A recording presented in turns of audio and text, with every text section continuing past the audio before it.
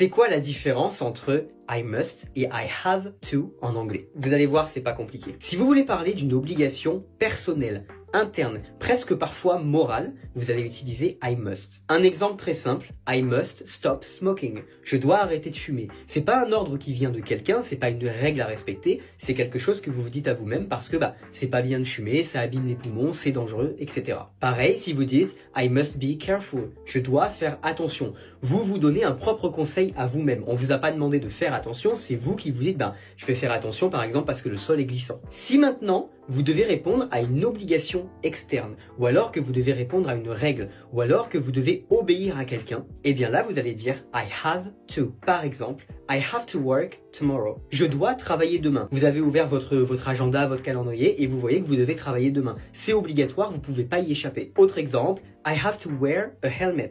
Je dois porter un casque. Peut-être que vous êtes sur un chantier et que la règle dit que vous êtes obligé de porter un casque pour aller sur le chantier. C'est comme ça. Vous pouvez pas discuter, ça vient pas de vous, c'est un ordre extérieur. Et enfin, vous pouvez aussi utiliser I need to quand vous voulez parler de quelque chose qui est nécessaire pour faire quelque chose. Par exemple, I need to sleep. J'ai besoin de dormir. C'est pas un ordre qui vient de l'extérieur, c'est pas forcément un ordre qui vient de vous-même ou quelque chose de moral, c'est plutôt un besoin. En fait, vous vous rendez compte que vous avez besoin de dormir pour aller mieux ou pour guérir.